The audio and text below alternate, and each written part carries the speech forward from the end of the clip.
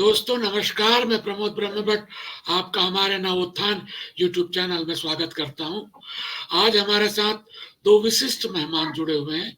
एक है संपादक केशव शर्मा जी और दूसरे कांग्रेस के वरिष्ठ नेता संजय सिंह ठाकुर जी।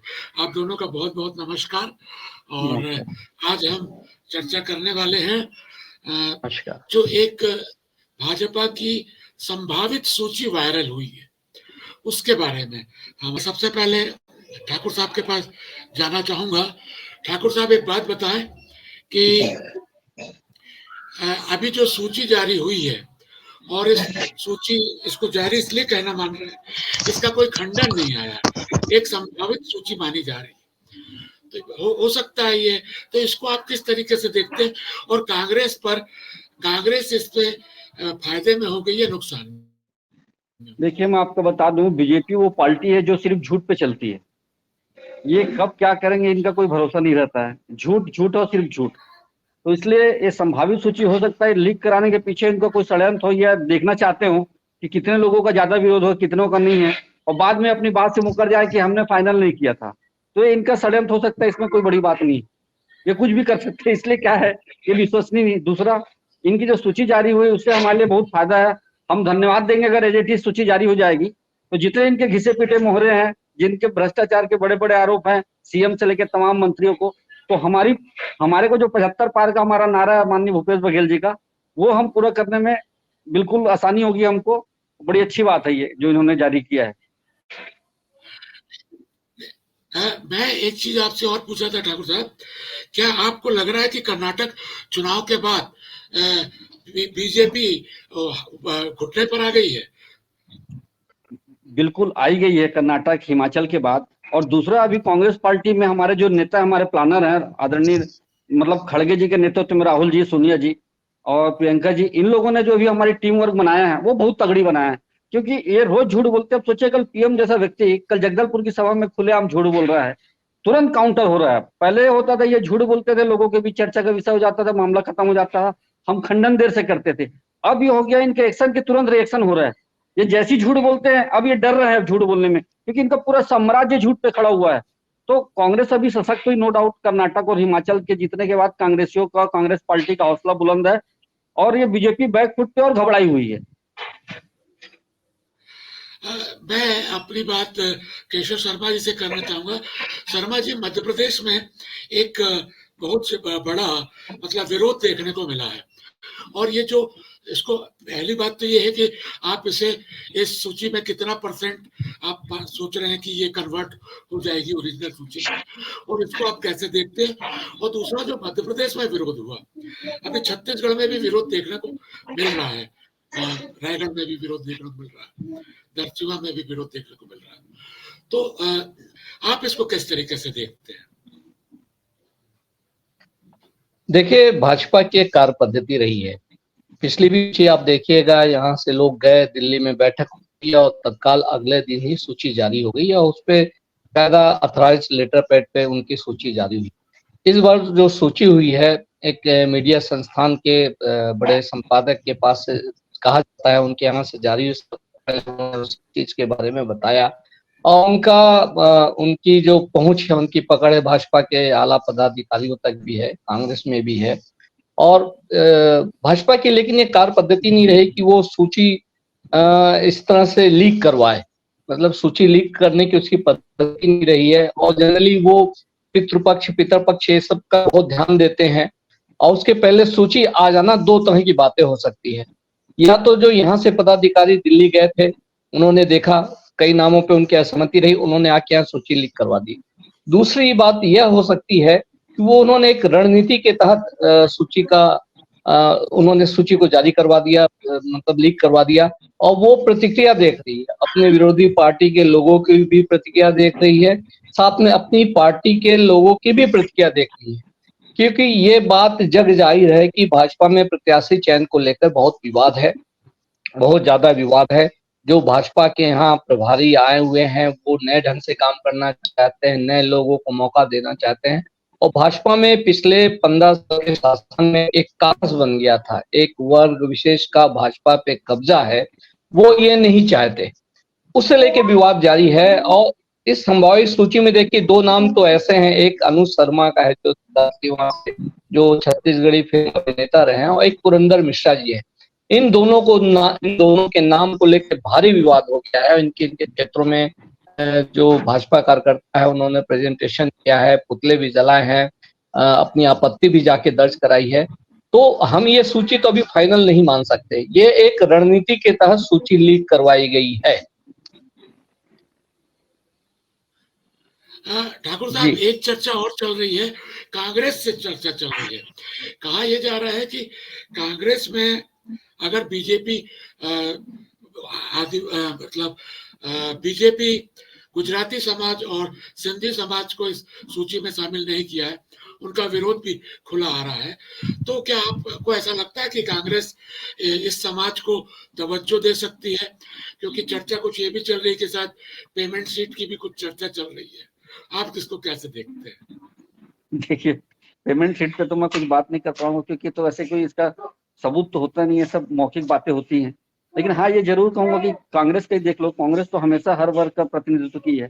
पिछले बार ही सिख समाज से हमने 3 लोगों को टिकट दिया हमने, और सिंधी समाज से हमारे को टिकट देते हैं हम। तो लगातार कांग्रेस तो हर पार्टी को, बल्कि अभी पार्टी ने पिछले बार भी बड़ा अच्छा प्रयोग किया था कि ऐसे छोटी छोटी जातियां जो हमेशा छूट जाती थी, जैसे निषाद हो गए, धोबी समाज हो गए, इस तरीके के समाज को भी कांग्रेस ने टिकट देना चालू किया है। तो जहां तक अल्प इनकी गुजराती समाज की बात है, तो मुझे लगता है गुजराती समाज में तो अभी तक कांग्रेस पार्टी में टिकट जो है बहुत कम दिया है, लेकिन सिंधी समाज को पार्टी ने मौका दिया है और सिखों को भी मौका दिया है। तो क्या आप उम्मीद कर रहे हैं कि इस बार कांग्रेस किसी सिंधी समाज से उतार सकती है? हाँ, बिल्कुल उतार सकती है, संभावना से हम इनकार नहीं कर सकते, क्योंकि पार्टी सभी चीज को ध्यान में रखती है। और अभी छत्तीसगढ़ में जो ये वर्ग हो गया है, अग्रवाल हो गया, सिंधी समाज हो गए, सिख समाज हो गए, ये काफी प्रभावशाली समाज है और इनको लेके चलना हर पार्टी की मजबूरी है और चलना भी चाहिए लेके। शर्मा जी, एक बात बताइए, रायपुर की जो 4 सीटें हैं, 4 सीटों में कांग्रेस का समीकरण जो रहा है वो जैसा रहा है और बीजेपी की रहा है, इसमें क्या डिफरेंस देख रहे हैं आप अभी की सूची को फाइनल? दो नाम तो मैंने आपको अभी भाजपा की सूची के नाम जो बता दिए हैं। एक तो अनुज शर्मा है और दूसरे जो पुरंदर मिश्रा जी हैं। पुरंदर जी का तो कोई सोच भी नहीं रहा था कि उनका नाम आ सकता था, हालांकि पिछले समय से वो दावेदार रहे हैं, उनको लेकिन टिकट नहीं दी गई है। ये 2 नाम बड़े अनएक्सपेक्टेड मुझे लगते हैं। अनुज शर्मा जी का भी रायपुर ग्रामीण क्षेत्र मतलब धरसी वहां से नाम आना, वो भी बड़ा आश्चर्यचकित करने वाला है। अब देखिए, भाजपा में जो देवजी भाई पटेल है, एक प्रीतिश गांधी का भी नाम था गुजराती समाज से, उनको भी नहीं दिया गया है। सिंधी समाज से भी किसी का नाम नहीं, जबकि सिंधी समाज के लगभग 10 लाख वोटर पूरे प्रदेश में है और 8 से 10 सीटों को वो प्रभावित करते हैं पूरे प्रदेश में, उनका भी नाम नहीं है। कांग्रेस में एक रायपुर दक्षिण को छोड़ दे तो कांग्रेस में के जो बाकी जो 3 सीट है रायपुर में, उनका अच्छा खासा प्रभाव रहा। मूणत एक बार रायपुर पश्चिम से जरूर जीते, लेकिन फिर वो हारे हैं चुनाव। और इस बार भी रायपुर पश्चिम में जैसा कि लोग बताते हैं, हम लोगों के बीच उठते बैठते हैं, तो रायपुर पश्चिम में भी विकास जो कांग्रेस के हैं उनकी मजबूत दावेदारी है और काफी उनके लिए सकारात्मक मतलब स्थितियां हैं। जबकि भाजपा की सूची में जो नाम आया है, राजेश मूणत जी का नाम आया है और ऑब्लिक करके आशु चंद्रवंशी का नाम आया है। तो राजेश मूणत जी कहते हैं कि विकास कार्य तो बहुत कराए हैं, लेकिन उनकी कार्य पद्धति, कार्यशैली, उनका बातचीत करने का अंदाज जो रहा, मतदाताओं को काफी नागवार गुजरा है और अभी भी मतदाता मुझे नहीं लगता कि उनसे बहुत खुश है। तो ये कहा जा सकता है कि रायपुर की 4 सीटों में एक दक्षिण की छोड़ दे तो 3 सीटें अभी भी कांग्रेस बहुत मजबूत स्थिति में बनी हुई है। संजय जी, मैं आपसे पूछना चाहूंगा कि रायपुर जैसे हवा बना रहा है विपक्ष कि हम 4 सीटें जीत रहे हैं, तो इस पर आप क्या कहना चाहोगे? देखिए, बीजेपी में इस समय बहुत ज्यादा जो है ना असंतोष है। आप ये देख लीजिए, विगत 5 साल में बीजेपी का एक भी प्रदर्शन या एक भी दमदारी से बीजेपी कहीं लड़ नहीं पाई है, क्योंकि 15 साल इन लोगों ने जो लगातार भ्रष्टाचार करके कमाया है पैसा, आपस में खींचतान मची है पावर की, पैसे की। अभी जो दिख रहा है वो सिर्फ दिल्ली के इशारे पे दिल्ली वाले ही कर रहे हैं, यहाँ के नेताओं के मेरे को अभी भी ऐसा कुछ नहीं दिख रहा है कि बीजेपी बहुत ज्यादा आक्रामक है। तो ये भरोसे किसके बैठे हैं? दिल्ली के। लेकिन कांग्रेस यहाँ बहुत ज्यादा मजबूत स्थिति में है, क्योंकि भूपेश बघेल के जो लगातार कार्य हुए हैं, इतना किसानों से लेकर हर वर्ग को, छात्रों को जैसे इन्होंने दिया अभी स्टाइफंड जो देने का व्यवस्था दिया है, इतने हजारों नौकरी दिया है, तो नो डाउट भूपेश बघेल ने जो काम किया है। और बीजेपी यहाँ पे मेरे को तो नहीं लग रही है, ठीक है ये मीडिया के माध्यम से हवा बना सकते हैं, हल्ला गुल्ला मचा सकते हैं, पेपर पंपलेट, इनके पास पैसा बहुत है, बैनर पोस्टर बहुत दिखा सकते हैं, लेकिन यथार्थ ही जैसे शर्मा साहब ने कहा है कि कांग्रेस रायपुर में भी बहुत मजबूत स्थिति में, ये कहीं नहीं लग रहा है ये कोई भी प्रत्याशी जो नाम आ रहा है आ जाए, मैं आपसे दावा करता हूँ कि सब हमारे प्रत्याशी जीतेंगे और हजारों वोट से जीतेंगे। शर्मा जी, लास्ट क्वेश्चन आपसे। देखिए, जो कांग्रेस की जो बीजेपी की सूची जारी हुई है, इस सूची को अगर अपन देखें तो क्या आप मान रहे हैं कि इसमें कांग्रेस को बढ़त मिलेगी या बीजेपी को बढ़त मिलेगी? एकदम फाइनल कंक्लूजन। देखिए, मैं आपसे ये कह रहा हूं, जो संजय भाई ने कहा एक करप्शन का मुद्दा, करप्शन वाली बात, करप्शन तो आज एक बड़ा मुद्दा कांग्रेस के खिलाफ भी है। आप पूरे प्रदेश स्तर पर देखिए, जगह जगह से खबरें आती है, थानों की खबरें ले लीजिए, कहीं के विकास कार्यों की बात ले लीजिए, शिक्षा विभाग की बात लीजिए, करप्शन तो इस सरकार के खिलाफ भी बहुत बड़ा मुद्दा है। और आप जो सूची की बात को लेकर कर रहे हैं कि निश्चित तौर पे भाजपा की जो भी संभावित सूची आई है और कांग्रेस जिस ढंग से काम कर रही है, उससे कांग्रेस ने अपनी बढ़त तो बढ़ा ली है, निश्चित तौर पे बढ़ाई। जो सूची सामने आई है, इसमें कई नाम ऐसे हैं जिनकी वजह से ये कहना अतिशयोक्ति नहीं होगा कि पिछली बार भी भाजपा कांग्रेस से मात खाई है।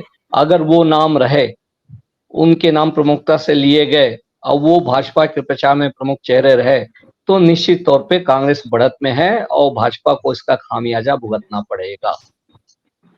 एक और अंतिम कि क्या छत्तीसगढ़ियावाद जो भूपेश साहब ने जो चालू किया है, छत्तीसगढ़ियावाद का जवाब ये सूची दे सकती है क्या? क्योंकि इसमें काफी छत्तीसगढ़ियों को मौका देने की बात कही जा रही है। देखिए,